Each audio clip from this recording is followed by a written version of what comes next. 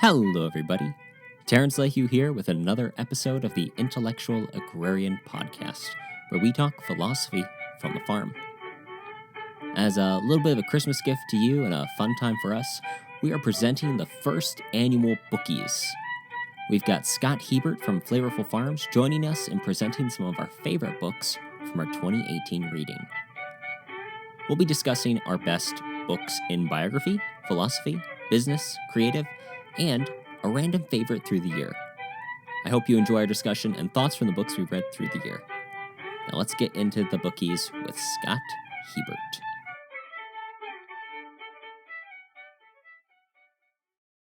Scott Hebert, thank you for being on the show today.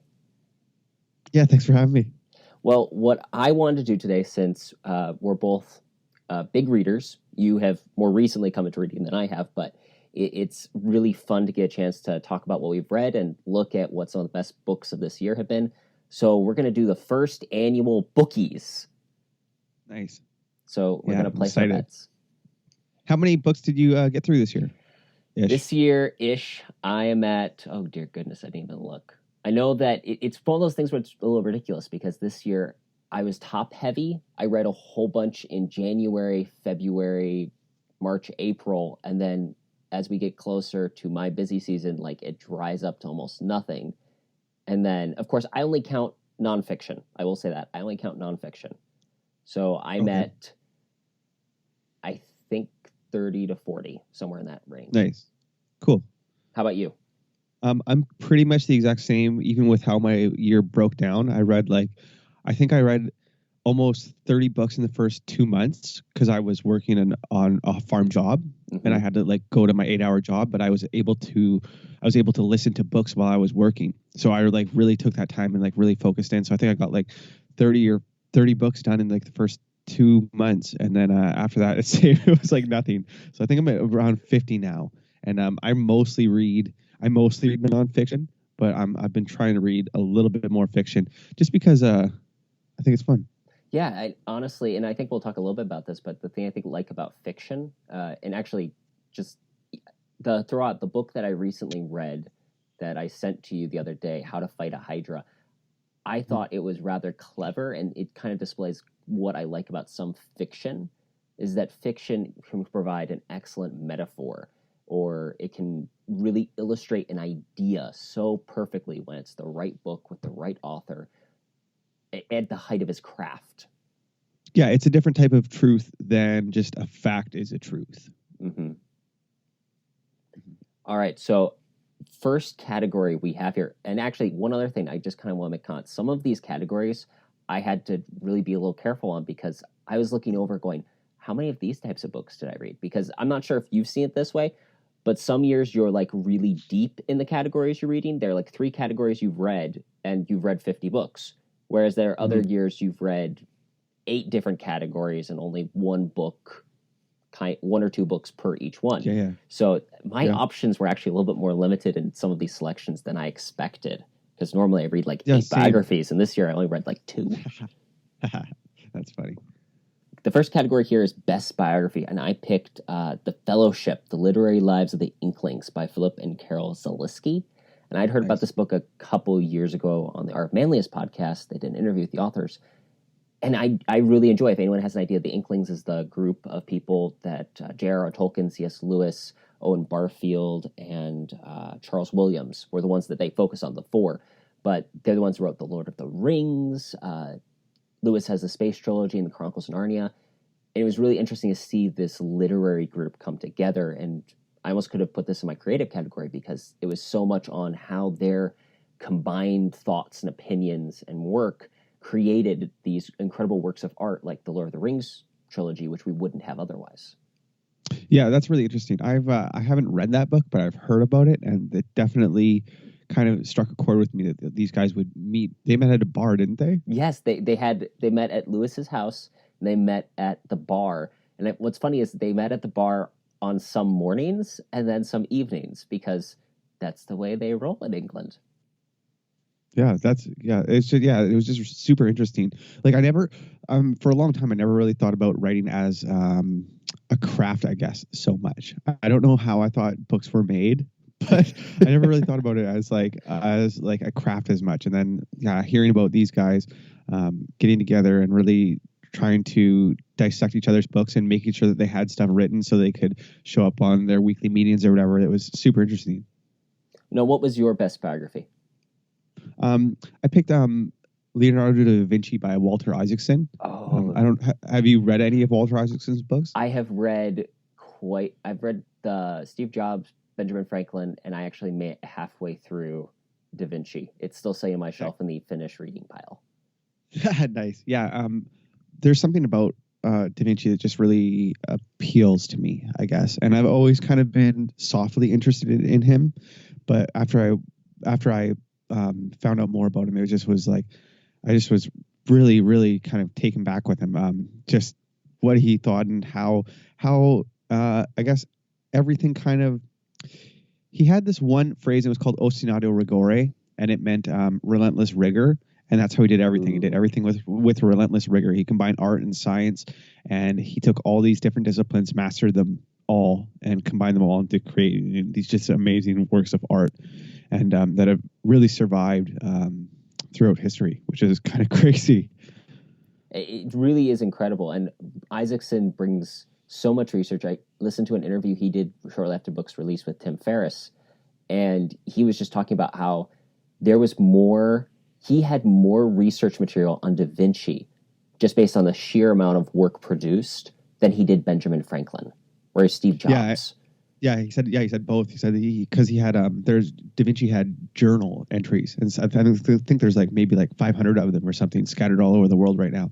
But like some of Steve Jobs' early emails were lost to time just because technology changes and stuff, and so he couldn't even though he had like even though he had Steve Jobs with him working on the book, he couldn't access some of these early old emails. They were corrupted and stuff, but he got to go see Vitruvian Man, and he got to actually see like where he put like the protractor in the middle to draw the circle and stuff, and like just like all this crazy stuff. So yeah, it was very, very interesting to hear. And here's the lesson, people listening. If you want yourself to be remembered someday, really all you're going to have to do is have something written, and biographers, for the sheer lack of material, will write about you. So there you go. Perfect. Just keep a journal. Cheat your way through posterity. Yeah, that's funny. The second category is best philosophy, and I chose Skin in the Game, Hidden Asymmetries in Daily Life by Nassim Nicholas Taleb. This was the most anticipated book for me of the year. The moment it arrived, it came out like the same day week, and I ended up, because I was traveling, getting them both Ryan Holiday's Conspiracy and Skin in the Game at the same time. And they're my two favorite authors, but I'm sorry, Ryan, I picked Skin in the Game and I read that first, and it was just one of those things where you're reading a book and you're enjoying reading the pages. It was just a phenomenal read. Yeah, I made it through that one twice. Yeah, I was definitely. That was kind of a theme that was in his earlier work. So I guess it wasn't something that people familiar with his stuff were kind of anticipating. Yes, and it's weird. It's weird how, like, when Ryan Holiday writes a book, he's not writing anything new. He's kind of regurgitating old ideas, and that's not to take anything down on his books. But when Nassim Taleb writes a book, it's like a new idea, but he writes it in a way that makes it seem like it's not a new concept or an idea. And I don't know. I find that very, very interesting how that all kind of unfolds. But there was a couple lines that I really liked. I really liked that one where he's talking about he takes this one thing and he says like if people have a skin in the game or if they have soul in the game. And I thought that was super interesting. There are two things that I want to say about the book. The first was that my favorite thing from what he talked about was I thought it was interesting that historically speaking, Western civilization has rewarded people with skin in the game, down to the fact that even in the modern day, the royal family in England will appoint basically one of their princes to be in the military and be on the front lines of it and take the risks, because historically kingship, lordship is based on you're the one willing to put your skin in other people's game and protect them. And I just thought that was fantastic because there's so much of, and obviously we don't get down the political line, but it's so easy for modern day politicians to put the skin of others in their game rather than putting their skin in other people's game. Yeah, it was super interesting. It's crazy how that concept kind of applies to everything, and you just start seeing it in everyday life, all the threads of it. My favorite thing that I heard from the book was, what I find hilarious is that Taleb basically, after the book came out, all of these reviews came out, and Taleb published his commentary on each review, which That's was funny. Amazing to read. I never seen that. I'll have to check it out. I'll send you the link. Cool. One of them was the comment that reading a Taleb book is like being stuck in a taxi with a driver that won't shut up. Nice. And I just love that because he would meant it as an insult, but I actually think it's probably one of the funniest ways I've heard, because really that's how Taleb talks. He talks in a very concrete language that most people can understand. I mean, he's very vehement and he'll get into high concept, but he inevitably brings it back down to the reality of what normal people can understand. Yeah, absolutely. So what was your best philosophy? I picked 12 Rules for Life by Jordan Peterson. Fantastic. And it was just kind of a book that gripped me, I think, at the right time. You know, I'd been listening to his stuff for a while. I'm really interested in mythology, and he kind of has taken a lot of these old concepts and put like a psychological twist on them. Mm-hmm. And so I think a lot of what he's written about has some ties to deeper wisdom, I guess. And I just really liked his book. I read it. I think I've read it 2 or 3 times. There was a couple sentences in it that just really gripped me. And sometimes I'll be reading a book and I'll have to pause it to let the ideas percolate in my head a little bit about what I'm listening to. And this was one of them where I had to stop and think about it. I think me selling my house was a big part in because I read this book and I could see little threads of resentment creeping up in some of my relationships. And then when he said that if you have resentment, that means you have something to talk about. So I started to talk about the things I wanted to talk about, and then those conversations led to me selling my house. So it was kind of a crazy back-ended, like, weird thing. I'm reading a book and then I'm making big life changes. But yeah, that was definitely one that just definitely changed my life. Well, I read that book too, and I totally agree. It was one of my front runners. And what's funny is the same part that you're talking about hit me in a similar way. Next year, I'm going full-time inspections in part because of that. It was a tremendous book, well written, and you're right. He goes into the deeper wisdom.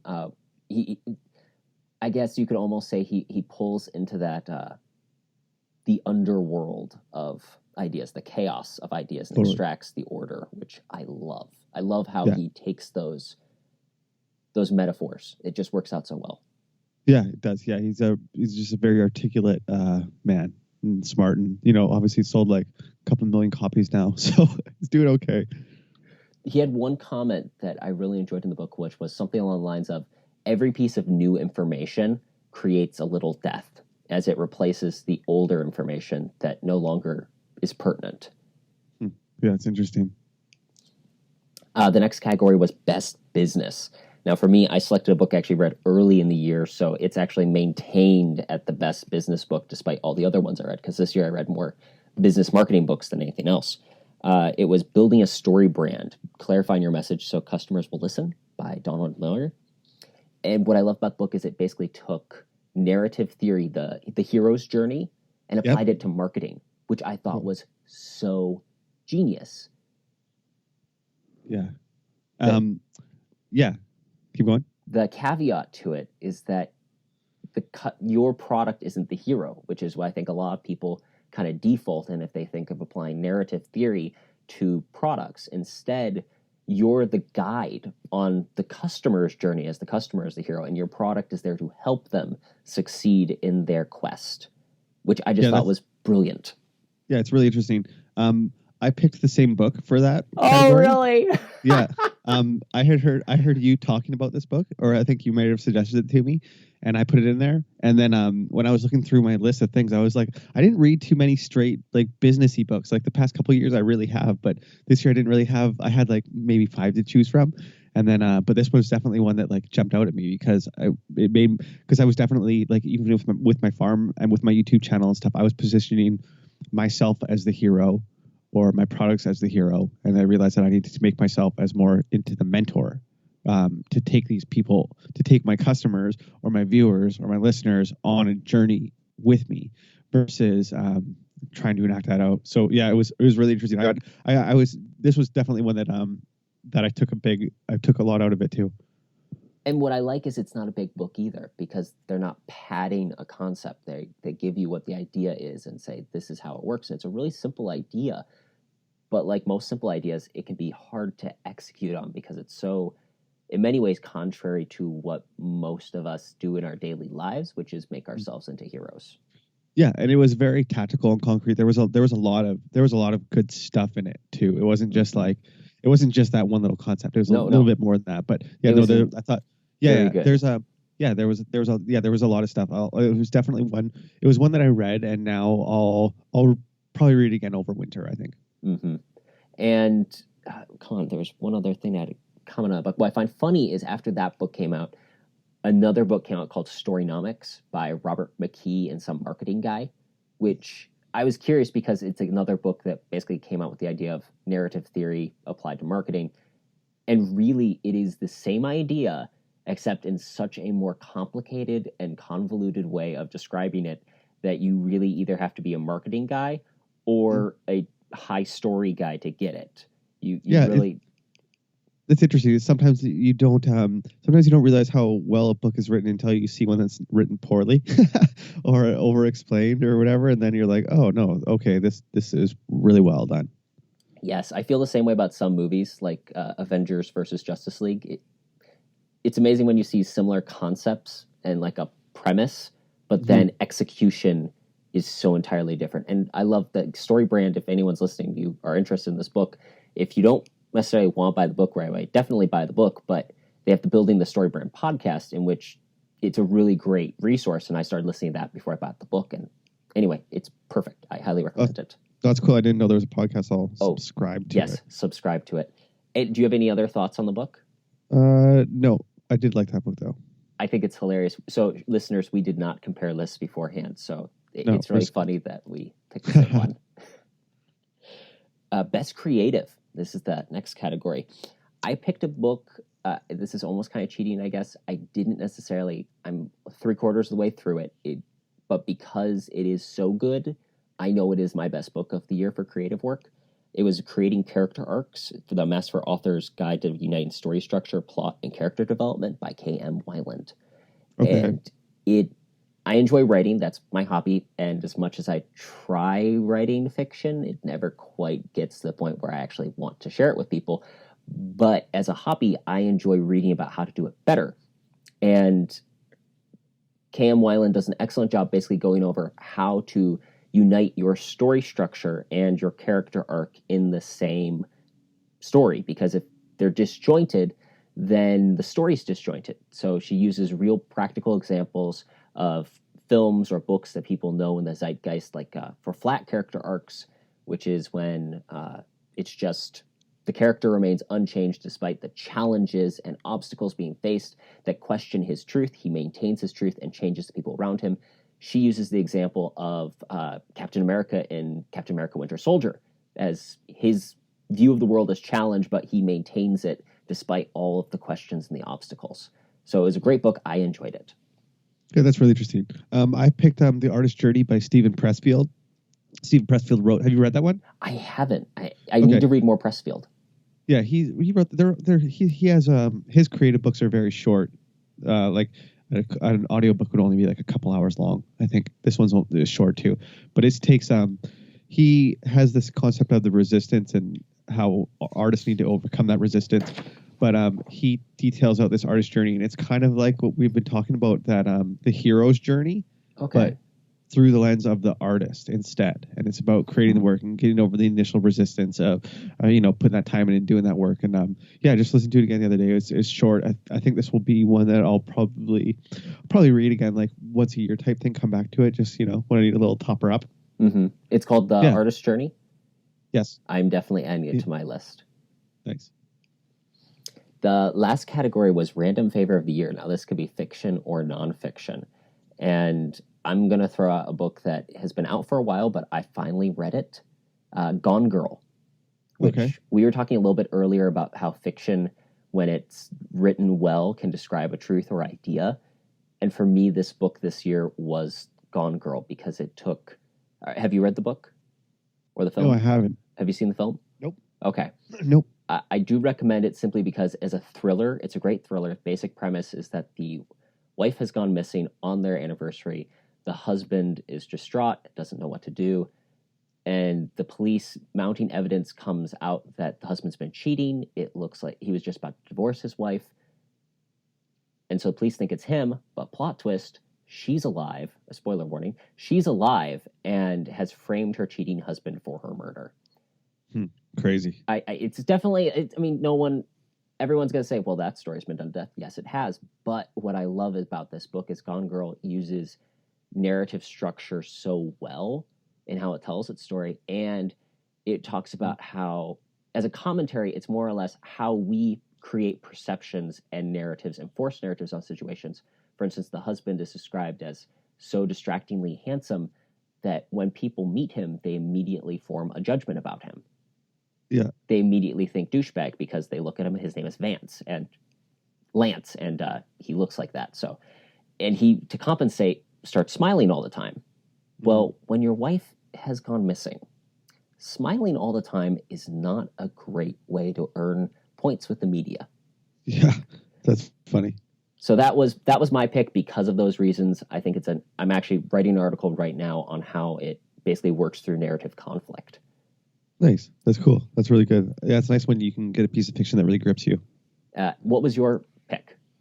I picked Germs, Guns, and Steel by Jared Diamond. Have you ever read that book? I haven't, but I've heard of it. Yeah, so I've heard of it too, and it was kind of, I have a rule where if I hear three people talk about a book that I respect, then I got to get it. And this was one that came up it's probably come up 10 times over the past 3 years since I've really been deeper into reading. And it was one that, it's a book about how the basic premise is that the layout of the continents is why Western Europeans took over the world as opposed to different Homo sapiens that started somewhere else, because they could spread ideas and even genetics of crops and animals a lot easier, whereas the other ones were limited by geography. And it was super, super interesting, and it was stuff that I think about all the time, and it just really clarified my thoughts on a lot of things. And yeah, it was just one of those books that I probably could have read it last year. I really like reading about kind of anthropology and history and human evolution and stuff like that. I find it very compelling and interesting. So this was one that was just it just kind of, it just made me think.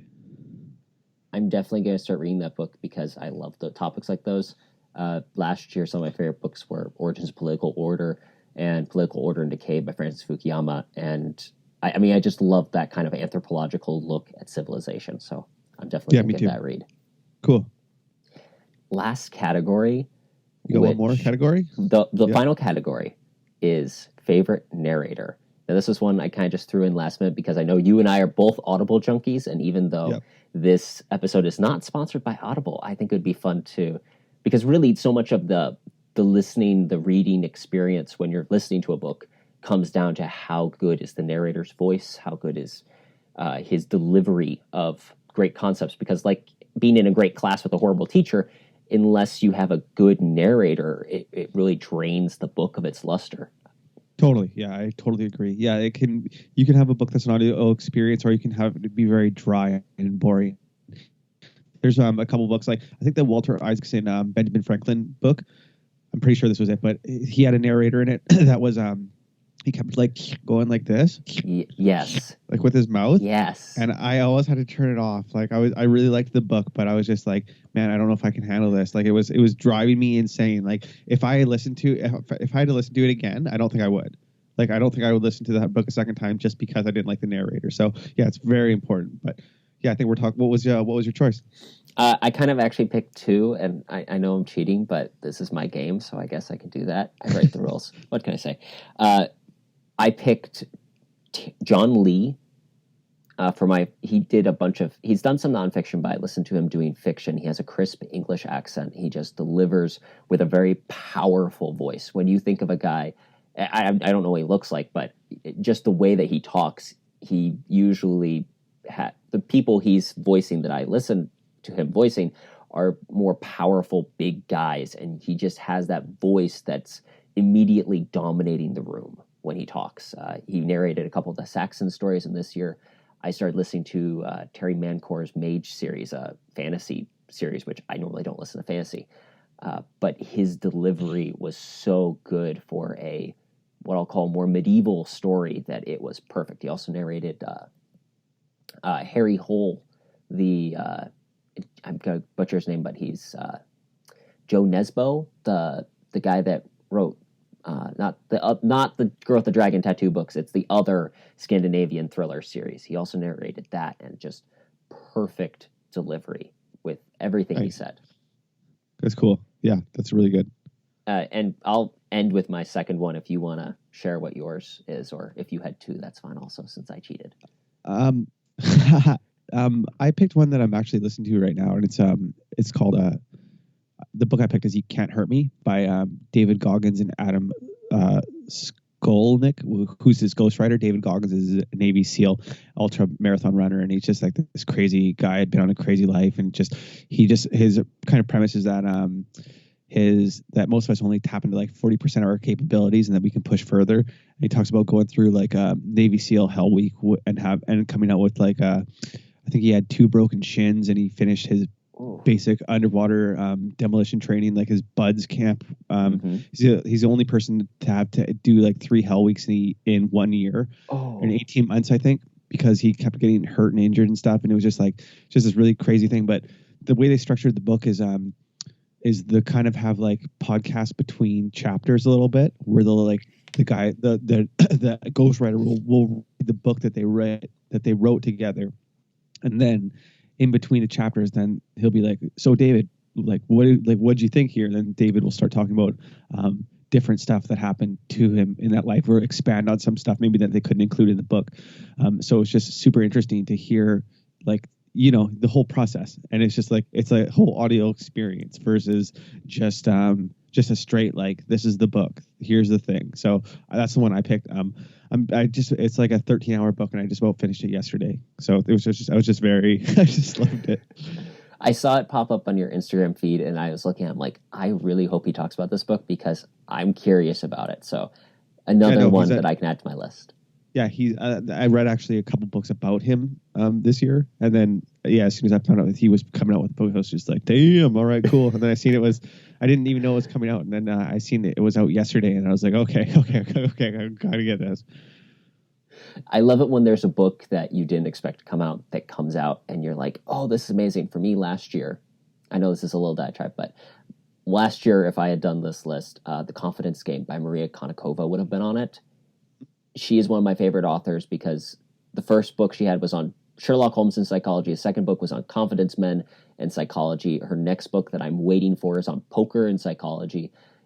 She always happens to be writing on one of my favorite topics. Nice. With my favorite topics. And I just happen to be searching, has she written anything new? And up comes up The Confidence Game. I'm like, ordering. Yeah, that's so funny. That's awesome. So I chose, as I said, I cheated a little bit, and I picked a second one for nonfiction narration, because admittedly, I think there is a little bit of a difference between nonfiction narration and fictional narration. Definitely. And for nonfiction, I picked Paul Michael, who read The Laws of Human Nature by Robert Greene. Mm-hmm. And he just gave, and you've listened to the Audible version too, I believe, right? Yep. He just gave the right vocal tonality to reading every page. I mean, there's some things where you're listening to it and you can almost, especially if you're a junkie and you're listening to 5 or 6 books at a time, you can tell sometimes when they've had to recut something or have them come back in and they almost sound a little bit more tired. Oh yeah, for sure. That's one of those weird things where if you listen to it on enough, you hear it and you're like, oh, did he have a bad day? Was there a cold? But he just brings it, and Paul Michael brought it with every page, and he had even in some sections where it's almost more of it's changing perspective for the person that's kind of talking in the story or their perspective on what the events are. Mm-hmm. He gives the right inflection for how the person's supposed to be feeling and observing the situation, which I just thought was brilliant. Yeah, that Robert's books are very dense. They have a lot of stories in them. They have a lot of different stories in them, but they're dense. Like there's a lot of information in there, but a lot of different things. And if you have a shitty narrator for those, you could definitely it could be a very off-putting experience. You know, the book's like 28 hours, I think. So yeah, it's a commitment. All right, well, that's all we have for the Bookies this year. Thank you for listening. And before we go, I want to plug, Scott, you've been working on custom artwork lately. Can you tell us a little bit about your art, where people can go if they want to talk to you about getting some custom artwork done or to purchase one of your current artworks that you have on your Instagram page? Yeah, I thought it'd be fun to be a farmer and artist. That's kind of what I wanted to do. And so this winter is the first time that I've been able to have the time to really sit down and create stuff. So on top of my video making and my movies and stuff, what I really wanted to do was start selling some physical art. And so, yeah, I've been making stuff, and it's kind of neat because like some of my audience is getting commissions now and they want stuff. And so that makes me feel good. It makes me feel like, I don't know, I'm providing value and stuff. But yeah, if anybody wants stuff, they can hit me up on Instagram or email. My email is flavorfulfarms@gmail.com. And yeah, come say hi. Come check it out. And we'll link to all of that in the show notes. Has anyone ordered a self-portrait yet? A self-portrait? No. No one wants one of those. Well, I've got a Scott Hebert original. It's the Hydra Battle. It's fantastic. I've got it on my wall. I hope that one of you decides to order something too. Cool. Thanks, Terrence. Well, thank you very much, Scott. Until next time. Big thanks to Scott, as always, for coming on the show. It was a blast to have him join us in the first annual Bookies. Check out Scott's YouTube channel and his art. All of that will be linked in the show notes below. You can find his YouTube channel by searching for Scott Hebert and clicking on the farmer icon. If you can, please be sure to fill out our survey. It means a lot to us that you listening to the show have an opportunity to have your voice heard and that we can deliver the best value to you listening. So please, if you get a chance, fill out the survey and let your voice be heard. You can find that again by going to intellectualagrarian.com/survey-2018.